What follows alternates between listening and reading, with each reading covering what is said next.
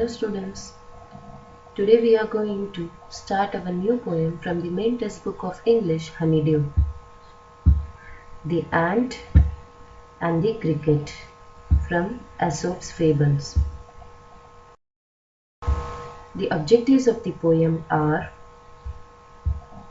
to make the students recite the poem, to comprehend the gist of the poem, to make them enjoy the rhythm of the poem with its rhyming scheme, to appreciate the beauty of the poem. Who was Aesop?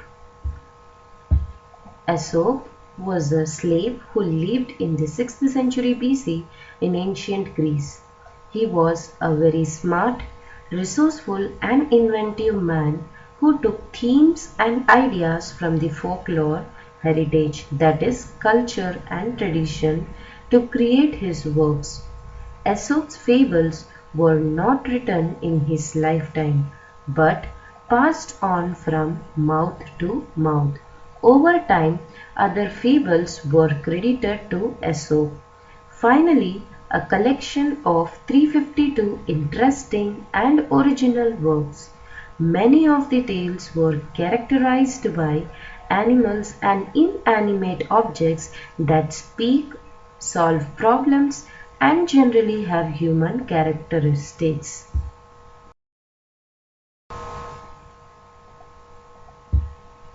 What is a fable?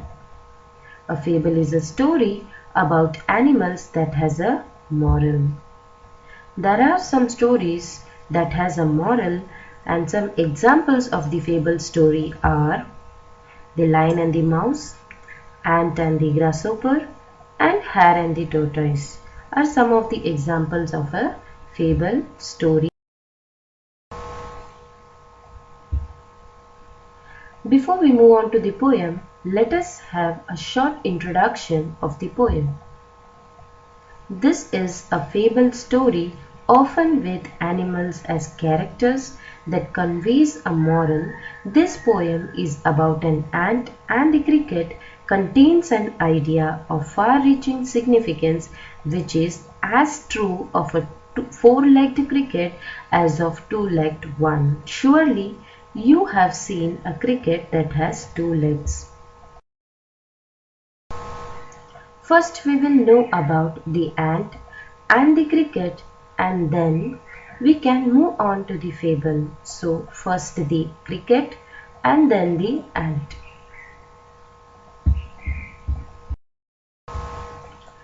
Cricket represent people who do not think about their future. If you don't save for your future, you are destined to suffer. They love merrymaking and always look for enjoyment. People like this face sadness in future. So in this poem, cricket is an insect which is represent to the people in the society who are not bothered about their future, and they never save anything for their future, and they are pushed to suffer in life. They always used to be happy and always find for the time for enjoyment and never thinks about their future. So that is why such people face sadness, sorrowness in their future life. This is all about the cricket in this poem. Let us see about ant. Ant represent people who are wise and bold, who can face all types of situations.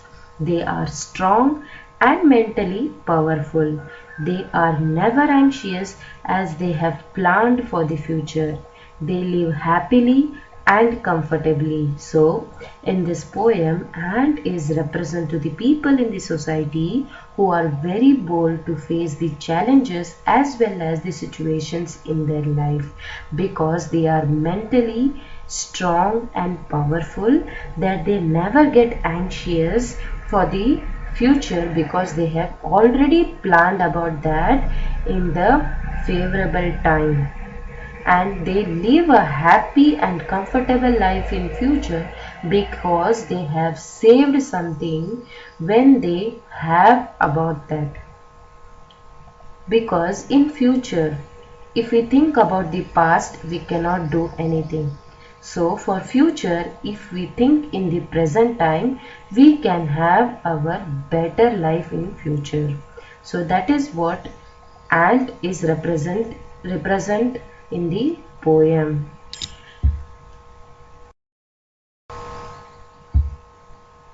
Now let us go through the poem and then I will give you the summary of the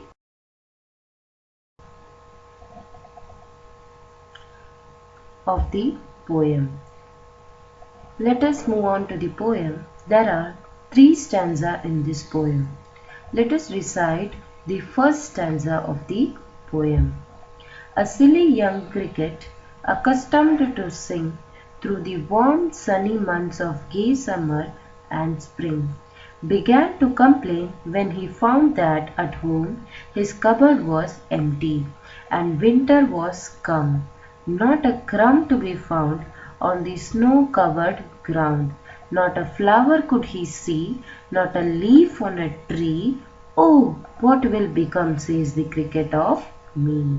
So in this poem, the poet is telling that there is a silly young cricket, silly, foolish young cricket who was accustomed, which means used to or habitual, who has a habit to sing through the warm, sunny means warm, months of gay which means happy, summer and spring. That is, cricket's favorable summer and spring, he was happily singing and merrily loving that. He was favorable to that season. So, but began to complain when he found that at home his cupboard was empty and winter was come. So now he started to complain. The cricket started to complain that he was not able to find anything at home.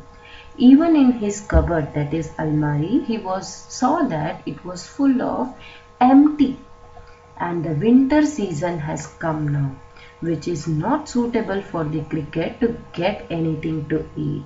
So he is telling, not a crumb to be found. Crumb, which means a piece of bread, he was not able to found. He was not able to see on the snow-covered ground. Where he was not able to see, it is full of covered with snow, that he was not able to see anything on that place. And not a flower could he see, not a leaf on a tree. As it is a winter season, it was full of covered with snow, and the trees are also covered with snow, that he was not able to see a flower, a leaf on a tree. So he is saying to himself, he is worried that what will become of him if nothing is there, and such a situation will happen in future. What will happen? That is, what will become, says the cricket, of me. Now the cricket is worried about the future, that what will happen at this time if the situation will be like this. Let us have a brief explanation of the story once again. There was a cricket who loved to sing. The poet calls him young and silly because he used to spend all his time in singing in the warm summer and spring months, not realizing that these months were also meant for work, because with the arrival of winter, finding food would become very difficult. So therefore, summer and spring were meant for storing food also. But here the cricket spent all the time in vain, that is waste, during the happy months, and now his cupboard were entirely empty. The cricket now realizes that the ground was covered with snow and there was not even a crumb, that is a piece, to be found, nor could he see any flowers or leaves on the trees. There was perpetually nothing to eat within the house or outside. Now, what he could see, he was not able to see anything outside. It was fully covered with snow, that he was not able to see anything at home also, at outside also. So he became desperate. So he became worried, that not knowing what to eat, how to survive. Now he is worried about himself, that what he will eat and how he will survive in the world, and what will become of me, that is what will become of himself if such a situation will prevail now. Let us move on to the stanza 2. At last, by starvation and famine made bold, all dripping with wet and all trembling with cold, away he sets off to a miserly ant. He see if to keep him alive he would grant him shelter from rain and a mouthful of grain, and he wished only to borrow. He would repay it tomorrow. If not, he must die of starvation and sorrow. And after seeing the situation, at last, by starvation, cricket, now he is facing starvation, which means dying of acute hunger, and famine which means critical time, which made the cricket to take a bold decision that in the rainy, that is the dropping of snow was there, he was going out and became wet with the rain and all trembling with cold. Trembling means shivering. He was shivering with cold, and he is going to meet the miserly ant. Away he set off. Away he went to a miserly ant, a stinky, very thin ant, to see, to ask the ant to keep him alive. He would grant. That he is thinking that the ant may, to keep the cricket alive, he may give him shelter from rain, shelter, house from rain. The cricket is thinking that if I will go and ask the ant to keep me alive, he may grant me the shelter from rain, will give the house from rain, a mouthful of grain, a little bit of grain to eat. And he is wishing this. He wished only to borrow. Here the cricket is only wishing to borrow, not take it for himself. So again he is giving the assurance that he would repay, that is return, that whatever he is taking from the ant will repay, return it tomorrow when the favorable time comes. If not, if ant is not helping such things to him, he will going to definitely die of starvation. Starvation, already I have told you, because of severe hunger, he will die of sorrow. He will, with a very sad and sorrowness, he will definitely going to die if the situation is like this, and in that situation if ant will not help him.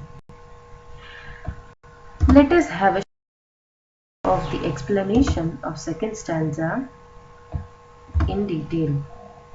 The cricket was starving due to famine, hunger, and no resources to sustain himself during the cold months of winter. The winter had taken a toll, destroyed of his health, which also had no shelter. He therefore set out to meet a miserly ant. So he is going to meet a miserly ant, hoping that the ant may help him with something that would keep him alive. The cricket approaches the ant to seek his help from shelter. The rains made it difficult for the cricket to protect himself from the wet surroundings. So the rains made the cricket to protect himself from the wet surrounding, that with the dripping of wet he went to the miserly ant with the shivering of his body. He also needed some grains of food to combat his hunger. We can say that to place the hunger to what? Without food he will be. So that is why he is asking the ant to give something so that he will not die of starvation. So he informed the ant that whatever help he would take, he would repay it soon. Return it soon, else his end had come. That means his ant had decided now if ant will not help, he would going to definitely die of starvation. I hope you have understood the first two stanza. Let us move on to the next stanza in the next video of this poem.